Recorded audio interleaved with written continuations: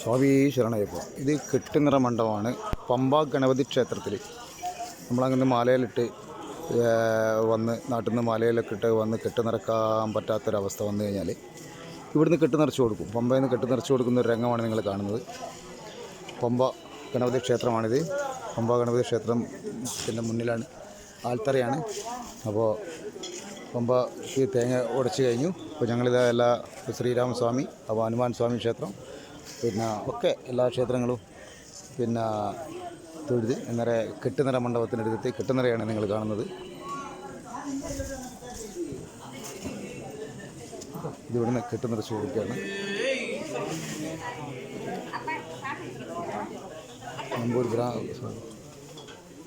കെട്ട് നിറച്ച് കൊടുക്കുന്ന രംഗമാണ് നിങ്ങൾ കാണുന്നത്. അപ്പോൾ നമ്മുടെ നാട്ടിൽ നിന്ന് കെട്ട് നിറക്കാതെ വന്നു കഴിഞ്ഞാൽ നെയ്ത്തേങ്ങ തുളച്ച് കൊടുക്കുന്ന ഒരു ഭാഗമാണത്. നെയ്ത്തേങ്ങ തുളച്ച് കൊടുക്കുകയാണ്. അപ്പോൾ അതിന് നെയ്യ് നിറച്ചുകൊണ്ട് ഇവിടെ വന്ന് അരിയൊക്കെ നമ്പൂരിമാർ തിരുമേനി ഇത് നിറച്ച് കെട്ട് നിറച്ച് അവരുടെ ഇതിലേക്ക് കൊടുക്കുന്ന ഒരു രംഗമാണ് നിങ്ങൾ കണ്ടുകൊണ്ടിരിക്കുന്നത്. ഓക്കെ, അപ്പോൾ നമ്മൾ കെട്ട് നിറക്കാതെ വന്നു കഴിഞ്ഞാൽ ഇവിടുന്ന് പമ്പ ഗണപതി ക്ഷേത്രത്തിൽ നിന്ന് കെട്ട് നിറക്കാൻ പറ്റും എന്നുള്ളതാണ് നമ്മളിവിടെ കണ്ടുകൊണ്ടിരിക്കുന്നത്. ഓക്കെ, ഹലോ ഗെയ്സ്, ഇതൊക്കെ ഒരു അറിവിന് വേണ്ടി പകർന്ന് കൊടുക്കുകയാണ്. ഇത് പമ്പ ഗണപതി ക്ഷേത്രമാണ്. ഓക്കെ.